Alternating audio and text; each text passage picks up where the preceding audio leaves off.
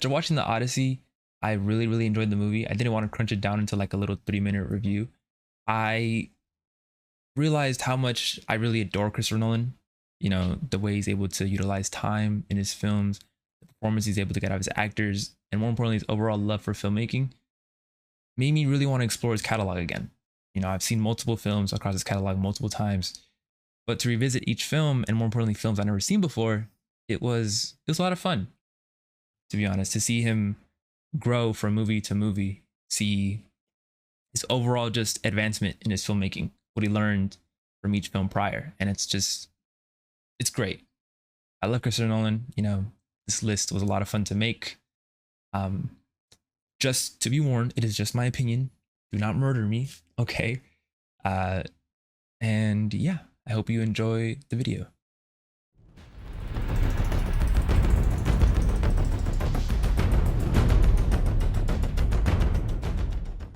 Now, I'm a huge Batman fan, an even bigger fan of the Dark Knight trilogy as a whole. You know, every year I sort of want to binge those films back to back to back again. But every time I do, I sort of dread watching Batman Begins because I think it's easily Chris Nolan's weakest film in his catalog. That's not to say it's a bad movie. I just think there's better movies in his catalog. There's also better year one Batman movies. You know, Robert Pattinson Batman, that's 10 times better than this one. It's overall just like a slow burn, in my opinion. It doesn't have that sort of fast pace that The Dark Knight has, that sort of, I don't know, risk and like fear that The Dark Knight Rises has. It's just like, it's a good intro movie, but it doesn't really offer anything new. I will say that at the time, it was a film that was different to other superhero films. So to give credit where credit's due, Nolan did technically, I don't know, revolutionize superhero movies with this film. First time a movie sort of took itself seriously besides Tobey Maguire's Spider-Man. So it's overall not a bad film. It's just a film that doesn't have great replay quality, in my opinion. There are great moments in the film, like the nice coat. I love nice coat, the great scene. But there's just better films in his catalog. And overall, I think it's about like a 5 out of 10, 6 out of 10. Not bad. Just, there's better. So, yeah.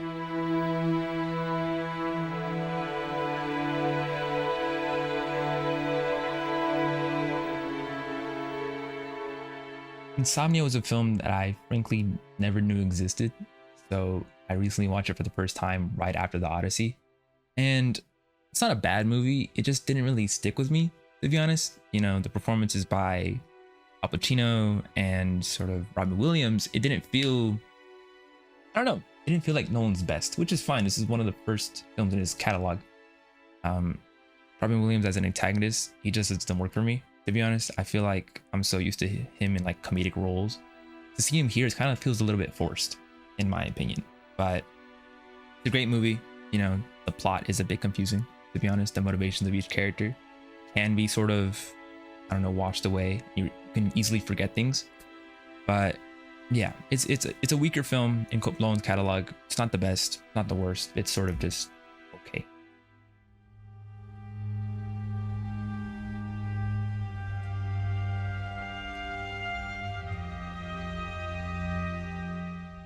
If I'm being totally honest, I really like Tenet. I really do. I think I'm one of the few people in this world that really enjoyed this film. I rewatched it 5 times. And I think that's kind of the problem, is that despite watching it 5 times, this is the first time that I actually understood everything completely. You know, I think that's why general audiences sort of swayed away from this film. I don't blame them. You know, the main character in this film is called protagonist. What are we talking about? Let's give him a name, Nolan. But to give credit where credit's due, I really like the soundtrack. I love the cinematography. I love the use of time in this movie. It's so fun. It's not really like sort of like drama in the way Nolan uses time in like Oppenheimer to sort of raise the stakes. It's just action fun in this movie, to be honest. It's a lot of fun, this movie.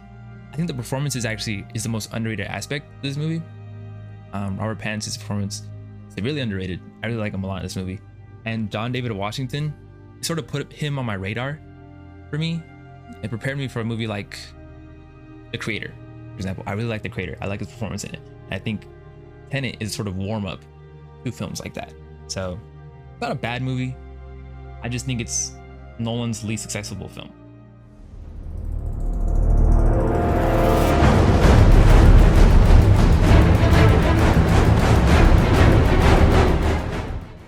This one hurts to put this low, if I'm being honest, because I'm a huge fan of how The Dark Knight Rises ends. A great send-off for the character, and more importantly, a great ending for the trilogy. But on rewatch, if I'm being honest, it has its flaws. I won't lie. One thing I find funny is the infamous fight scene on the roof where an extra just falls over, not even taking a punch. I find it funny on rewatch, but Chris Nolan was probably really embarrassed by that. But, you know, it's filmmaking. It's a really slow film, too, compared to the last one, because The Dark Knight is a really, really fast-paced movie. It's a lot of action, very accessible. And this one does the exact opposite. You know, Batman shows up like an hour into the film. He loses to Bane. He's in the pit for like another hour. And between that hour where he's in the pit, just a lot of talking, a lot of exposition. I enjoy that, but I sort of dread rewatching it too, because it's like I sort of want to skip all that and go to the Batman. And he shows up in the epilogue, he dies, and then that's it. I think it's sort of like a, I don't know, waste of Tom Hardy's Bane for him to just face off like twice. I think it kind of sucks, but I love his Bane. I think his Bane is so cool. It sucks that we're only going to see him one time and that's it, but overall it has its flaws. The film that I love, I'm not ashamed to say that it has its flaws. So yeah.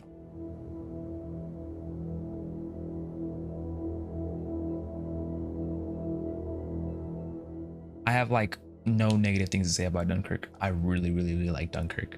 That whole era of like war films was just cool to me. You know, the fact that we got Fury in 2014, Dunkirk 2017, then 2019 we got 1917. It was just so cool, all in the span of 5 years. It was just great.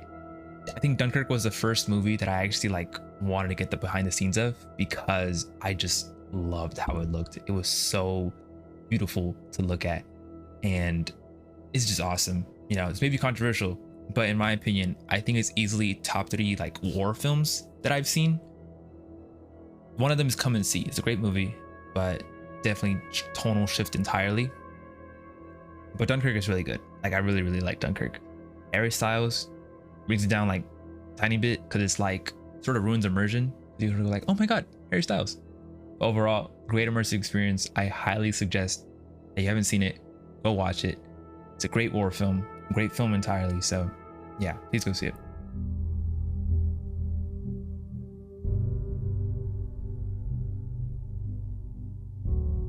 Inception is an all-time classic. It gives great stellar performances. You know, Leonardo DiCaprio, Cillian Murphy, Joseph Gordon-Levitt.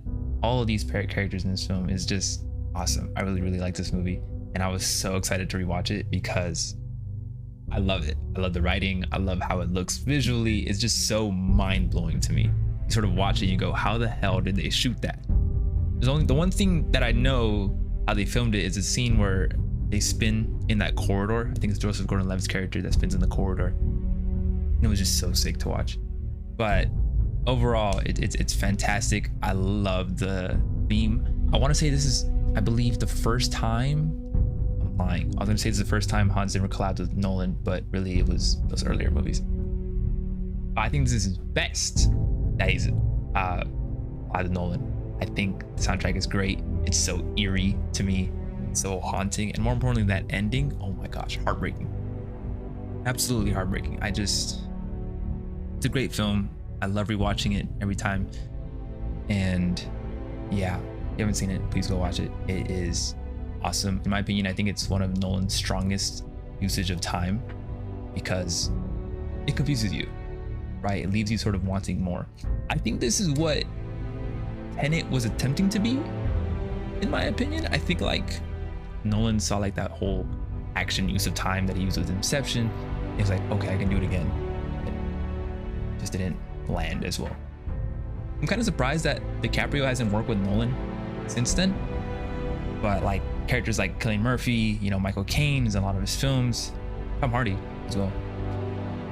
I just wish I see more DiCaprio and Nolan. I think that'd be so much fun, but DiCaprio is sort of writing Scorsese all the time. So overall, really like the movie a lot. I'm gonna rewatch it right now after this, actually. So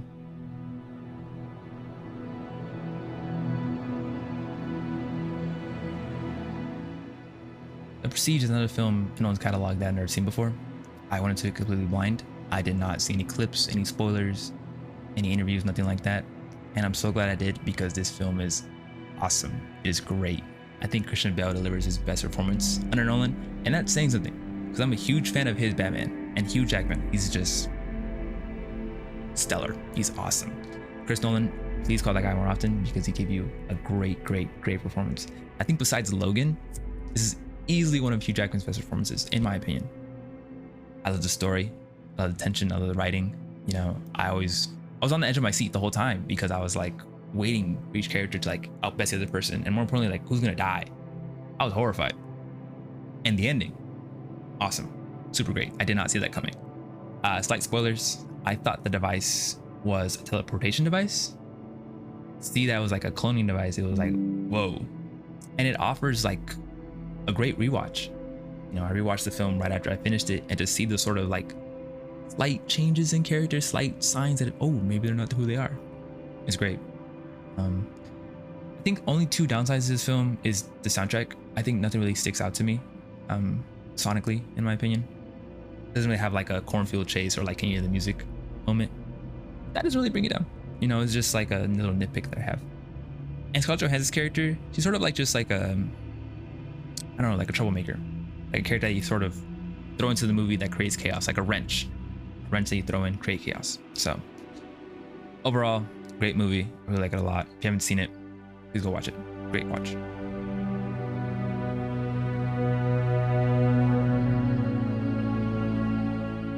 I'm ashamed to say this, but I've never seen Memento before.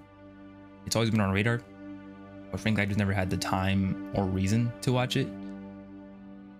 But I kind of regret that because I really like this movie a lot. The usage of time is so creative. I think this is easily Nolan's best usage of time across all of his catalog.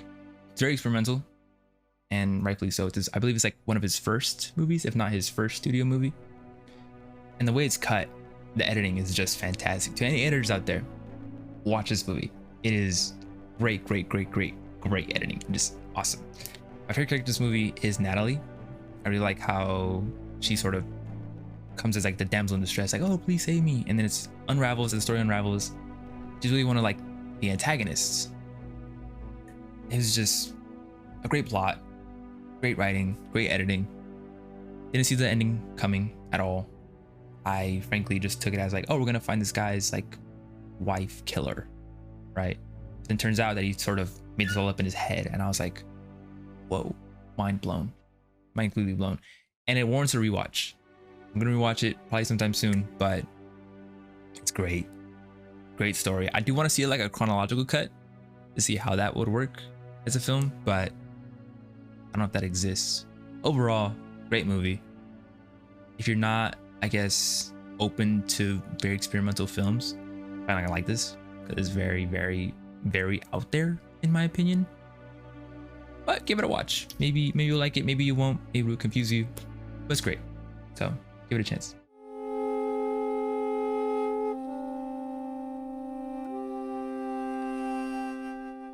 This top 4 was really hard to decide, and frankly at any given day it may change, but today I feel that the Odyssey sits at a comfortable 4th position. I really like this movie. I drove 2 hours to watch it in 70mm IMAX, and I will say it was really worth it. The aspect ratio, the colors, how it looks, the cinematography, it was just great. I think 2 sort of takeaways I take from this movie is that, I don't know, it feels too modern. It's kind of the point though, where like they wanted to give a modern interpretation of the story, but I don't know, when you say like the F word, you're surrounded like in, I don't know, Trojan armor, it's like, it sort of draws me back a little bit. And more importantly, characters like Zendaya and John Bernthal, I don't know, it sort of drew me back. I'm not saying they gave bad performances or they didn't serve a purpose, but when you cast those people, kind of like, I don't know, you can't not see their actor, if that makes sense. John Bernthal, just easily when you stick him like anywhere in any film, anything, you'll see John Bernthal. You expect to like let me tell you something.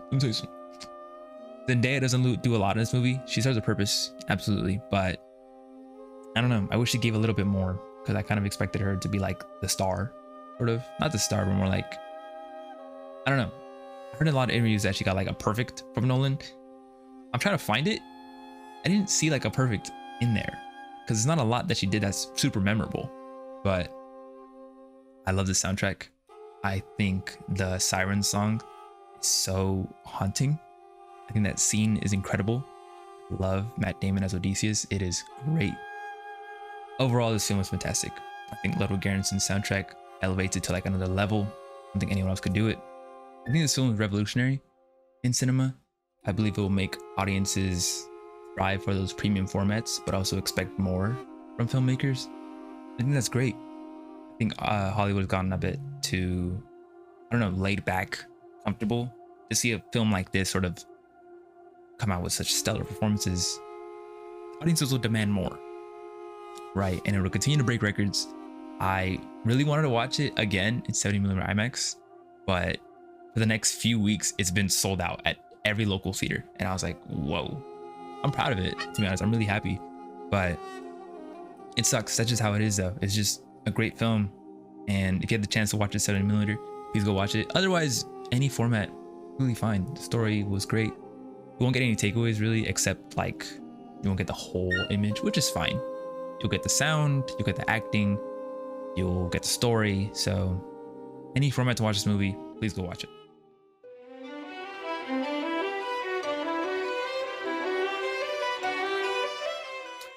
Today, Oppenheimer sits third. That kind of breaks my heart because I really like Oppenheimer and I've watched it like 8 times, but today that's how I'm feeling. I love this movie. I saw it twice in IMAX when it came out digitally. I bought it then. It is just a triumph in filmmaking. I love that it got all the praise at award ceremonies. It completely swept the Oscars and it's just awesome. This is great. I had so much fun rewatching it again because it's so good. It's inspired me to write in certain ways that I've like never tried before. It is just great. I think Cillian Murphy and Robert Downey Jr. just sort of bossed this film around. The way it's split up into 2 with each respective character, the way they overlap. It's just fantastic writing, fantastic filmmaking. The performances are great in this movie. There's not a bad performance, and the soundtrack is just monstrous. I still listen to it every day since it released because it is just mind-blowing. The thing that Ludwig Göransson can do. The scene that I love the most, because I find it kind of funny, is the "Can you hear the music" scene, because from what I recall, it doesn't really serve like a huge purpose in the plot because it's sort of at the beginning. It sort of establishes Oppenheimer getting comfortable. To me, it serves as like a Nolan flex moment where he's like, look at all these visuals, look how cool it is, hear the music. You hear me? I'm Christopher Nolan. It's just, I like it. It's like a flex moment. I love it so much, but the ending is haunting. The way, I don't know, just everything is, I don't know what I could say. It's just a great movie. If you haven't seen it, please go watch it. I know people that haven't seen it before, and it breaks my heart because I love that movie. It is so gut-wrenching. I love Nolan's ability to make conversations feel like big in scope. I think the final conversation with Einstein is sort of looming over the entire plot. When you finally get the reveal, it feels huge, right? A small comment is just monstrous. Wraps the film up nicely, and I don't know. I just love that Nolan's ability to sort of make these scenes, make these conversations feel big, make these moments feel huge. It's just a great film. Super awesome. I'm hoping again for an IMAX release because I will be first in line. I promise you that.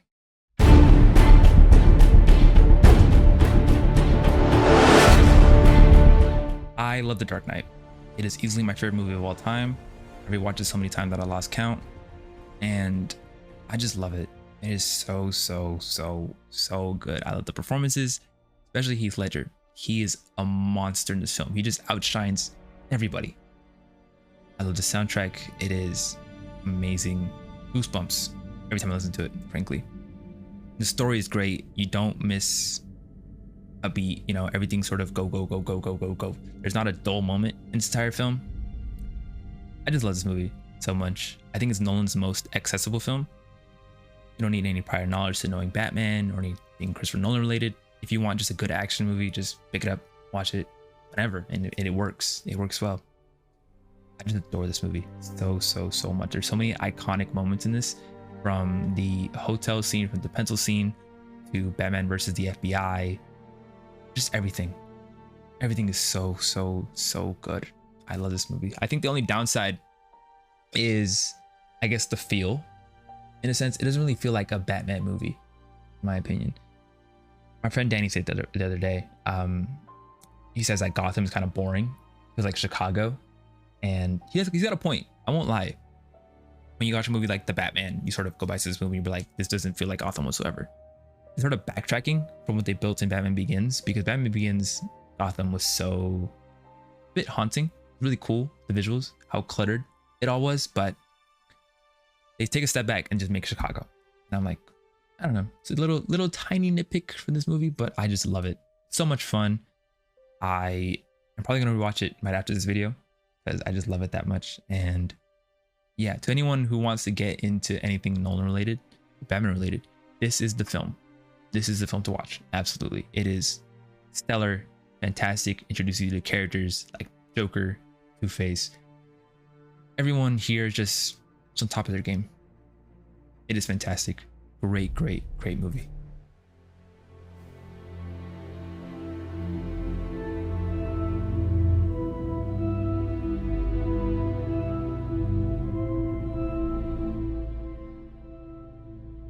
Interstellar is a definitive Christopher Nolan movie, without a doubt. When anyone asks me how do I get into his catalog, the first movie I point them to is Interstellar. It is just everything that Nolan has done over the years, all bundled into one beautiful film. I love this movie with all my heart. I watched it so many times.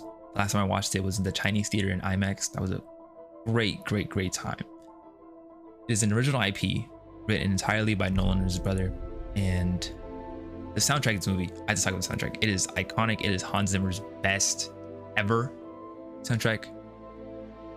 It's just so moving, so heartbreaking. The performances in this movie are absolutely great. I think Matthew McConaughey delivers his best performance besides Dallas Buyers Club. In my opinion, it is just a monster of a film. There are so many scenes that are just motivational, heartbreaking, and just hopeful all at the same time. My favorite scene is the docking scene where No Time for Caution plays. I think that scene is just amazing. It is one of my favorite scenes of all time in cinema. I'd rewatch it like all the time on YouTube. My recent rewatch was on like my phone, where I saw the live version of it, and it was just whew. I dream of going to see that live. It is just amazing. It is absolutely fantastic. Anyone who hasn't seen it, please go watch it. It is the definitive film for Nolan. Anyone who wants to get into his catalog, anyone who wants to, I don't know, just enjoy a film, Interstellar is that film. I was heartbroken rewatching it this time around. The film is just as heartbreaking as the first time I watched it. It's amazing. Without a doubt, it is a 10 out of 10 movie. It is perfect. I love this film.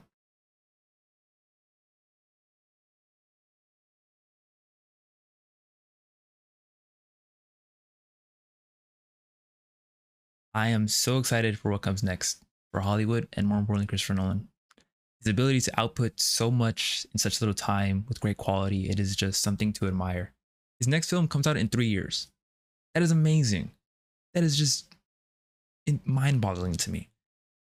I'm so excited for what comes next. This year has been great for movies so far. I am looking forward to this next sort of quarter of the year.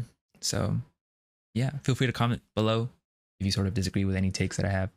Just be warned that it's all my opinion. You're free to make your own list. I hope anyone who has not gone to Nolan at all uses this video to sort of, I don't know, jumpstart that sort of voyage through his catalog. So yeah, hope you enjoy. Thank you so much for watching, and I'll see you next time.